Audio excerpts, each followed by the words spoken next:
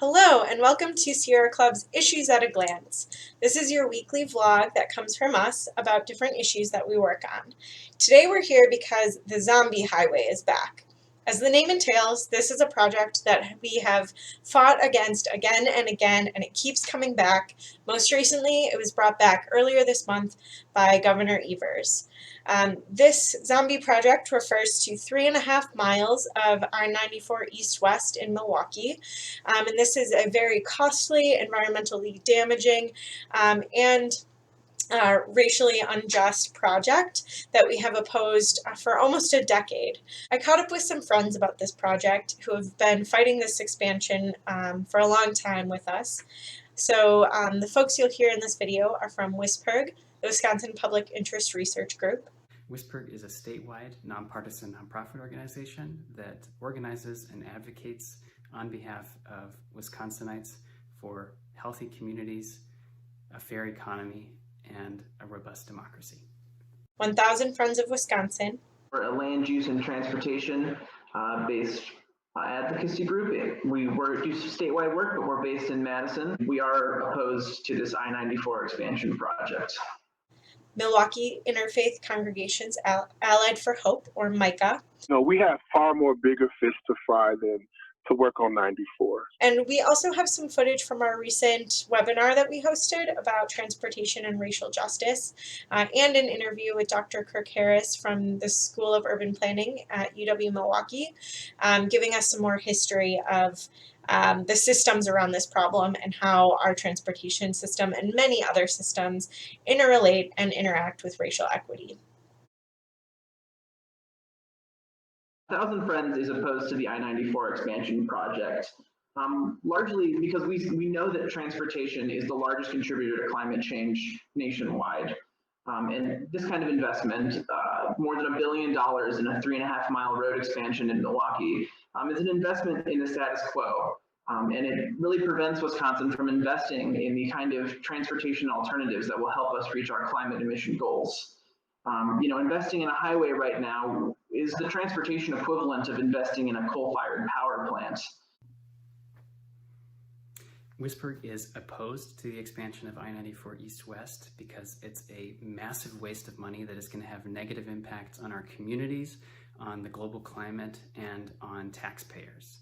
Secretary Thompson said in his presentation or in the press release that we could repair this road for half the cost. Could you imagine what we could do with $600 million? That is like 4 years of transit aid funding. Spending $1 billion to add lanes to I-94 is a waste of money. This is a project that is promised to reduce congestion and to fix traffic along this road, but we know that that just isn't going to work. It's well known that adding lanes to highways, expanding road capacity, ends up just bringing more cars to the road and increasing our dependence on cars. This is a principle that's so well known, it's called the fundamental law of road congestion. Adding lanes to a road increases traffic by drawing more cars to the road. So spending $1 billion to add lanes to this highway when we know that there are so many other critically important needs to fix transportation in Milwaukee and across Wisconsin is a terrible decision that we don't support. And investments in highways make it much harder for us to invest in the kind of infrastructure that would allow more people to access more jobs and to kind of fill the void and really help the whole area integrate both from a social and an economic standpoint. Public transportation helps the inner city. And like I said, public transportation belongs to the people to get to and fro from work to high school, to the gym. This system needs to be looked at. All routes need to be looked at. There needs to be someone in a position to do a check and balance to say, okay, you know what, this isn't right.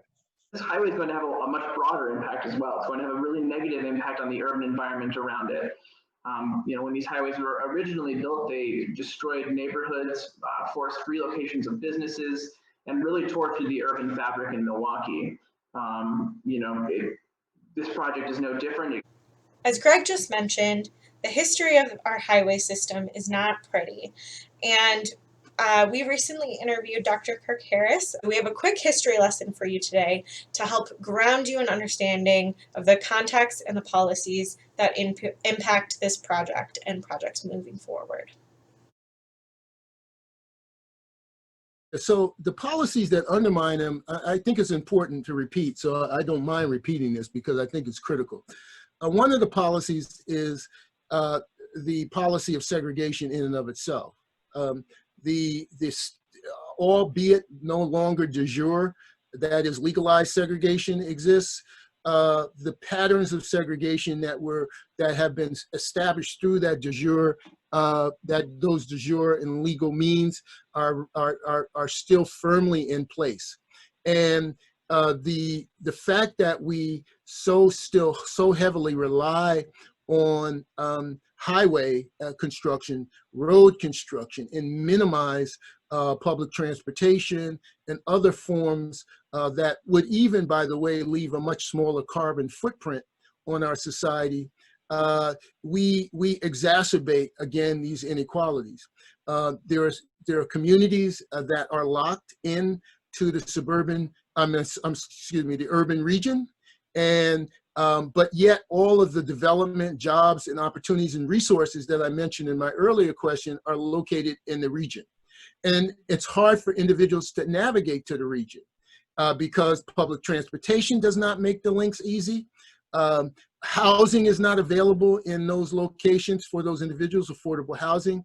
In fact, we've had incidents in the region in which mayors in particular, a mayor in particular city, which I guess I don't need to name, but probably everybody knows, years ago had suggested that maybe it would be a good idea for those service workers who were in the city to have affordable housing, worker housing, and got a huge backlash because of the idea that you would have working class, low income workers come into the community to reside where they work. I think it's those kinds of systemic problems and reactions to making opportunity available to everyone is what continues to reinforce these problems. And, in a democracy, and I keep going back to the democracy because as a lawyer, I always kind of reflect on what are the principles that we allege to be operating on in this country. And one of the principles that we should be operating on, if we live in a democracy, we should all be sharing in the benefits and the burdens of society. And to the extent that there are those who are whose burdens are much higher and out of disproportion to the burdens of others, that represents a problem in our democracy. And so as we think of this question about mobility and the policies, remember, it's not only about mobility, it's also about access. So you can't speak about mobility without speaking about access. Access is limited by the segregation patterns and the practices. Mobility is limited by the policies which continue to create limitations for people being able to migrate outside to the region. And so both of those things, the confluence of both of those things exacerbate the problem that we have today. So we have individuals operating as second-class citizens essentially because they are not able to move where opportunity is. They are not able to go to the jobs. And if they are, it takes them so long and it's so costly, it makes no sense. And by the way, that just butts up against some of our other public policies related to our social safety net. A lot of times people under our existing social safety net have to work in order to receive those benefits. And so what you find is people working these low-wage, non-living wage jobs, trapped in poverty. They can't get to the employment that might pay them a little higher wage, and they're stuck, and they can't afford the childcare and the other kinds of things that are so necessary for anybody who wants to be effective worker. So we ask a lot of individuals who are operating at the margins, who are vulnerable, and then we hoist on them these policies and practices that only make the situation worse. And so my view of it is that if we're going to address these things, we have to think holistically, and we have to stop subsidizing the privileged. And that's essentially what our public transportation, I should say our transportation system does. It subsidizes the privilege. It builds highways for individuals and roads for individuals who have cars, can afford to afford cars, and it worsens our environmental outcomes simultaneously. It makes no sense. So, with that long rendition, I would say there's so many things that are operating in our policy frame that just make no sense and just exacerbate the inequalities that we all say we want to eliminate. As you just heard, all of these things are deeply intertwined. Things like transit, highways, racial justice, housing, policy decisions, right? All of these things are deeply connected and have a deep and rich history, and a problematic one too. And this project exemplifies that connection between all of those things really well, unfortunately. We've opposed this project for almost a decade. In 2012, ACLU, MICAH, and the Black Health Coalition of Wisconsin filed a lawsuit about the Zoo Interchange project. So this was an interchange on I-94, the Zoo Interchange. And they were asking for that project to be halted, or at least for a transit alternative to be considered. The lawsuit was settled, and $13 million was allocated to fund transit lines called the Job Lines that connected Milwaukee inner city to job hubs in Waukesha County and in the suburbs.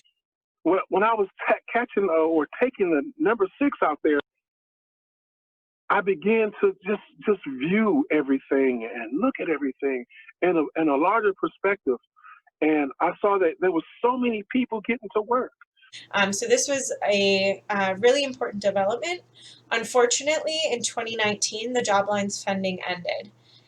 In 2017, NAACP, Sierra Club, and MICAH filed a lawsuit about this project, the I-94 expansion project, this 3.5-mile boondoggle.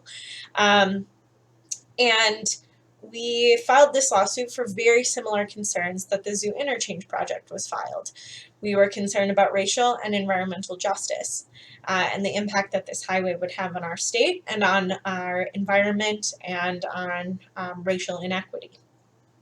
And fortunately, that lawsuit didn't have to play out because Governor Walker canceled the project, largely due to cost concerns, but also because of opposition and the lawsuit. Unfortunately, the zombie highway is back, but the job lines have been cut. And so this shows a great example of how our state is prioritizing people and who are being prioritized with what resources. So now when they cut route number 6, it was over 500 people that lost jobs. Also, there were companies that had to shut down and close because they had no workers.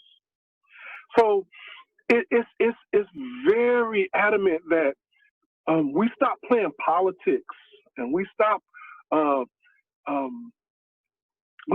doing this Democrat and Republican stuff and really focus on what the people need.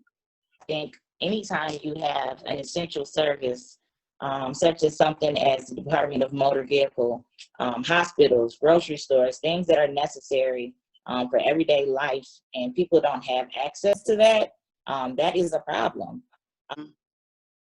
I would like to encourage all of us who can and will to continue to not only advocate for better public transportation, but racial justice, period.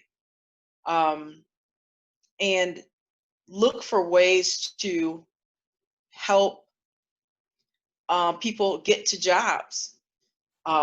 maybe buy them a bus pass, give them a ride. You know, let's come up with a solution, you know, for transportation. Let's get, you know, DOT and whoever else who needs to hear us, you know, to let them know how important it is to come up with the funds and the transportation to help people get to jobs, and not just jobs with sustainable wages or living wages. As we continue to fight this project, we know that there are many solutions. We're talking about a very costly project and a very damaging project. And with the funds and time and energy and resources that are going to this damaging project, we could completely transform our transportation system for the better and invest in policies that increase justice. There are a lot of solutions that we could consider for this project. The first and most obvious is to reconsider the investment in this project. So where we spend our transportation dollars is a statement of values. It has created a transportation budget that is fiscally irresponsible. Local roads are crumbling. There's a complete lack of investment in walking and biking infrastructure, and public transportation systems across the state are really suffering and really struggling to meet their goals and their needs. Instead of spending $1 billion to expand I-94 east-west, our decision makers should be investing in other forms of transportation that are increasingly important across Wisconsin. First of all, we should do a better job at maintaining the infrastructure we already have, fixing roads and bridges across the state that really need to be repaired. We should take a fix-it-first approach. That means first repairing the infrastructure we already have before starting massive expansion projects like this one. 1,000 Friends, works statewide, and we work with, municipalities of all sizes. And we keep hearing about crumbling roads. People are really struggling to maintain the infrastructure that we have. And 1,000 Friends is really concerned about this. We have a huge backlog of local road projects that need to be filled. And so we really urge the governor and his administration to reconsider and to also, put this money towards the infrastructure that we already have. We should be fixing the things we have first before we're investing in highway expansions. In addition to that, we should be investing in public transportation that is critically important in many communities across the state. Young people across Wisconsin want to live in places where they can get around without needing a car. In addition to that, Wisconsin's senior population is growing rapidly. If we want to make sure that our seniors continue to have a high quality of life and can continue to be independent as they age, we have to make sure we're providing alternatives to driving to get around. We need adequate transportation that will actually get people to the jobs. That's what we need. We need people that'll fight for this.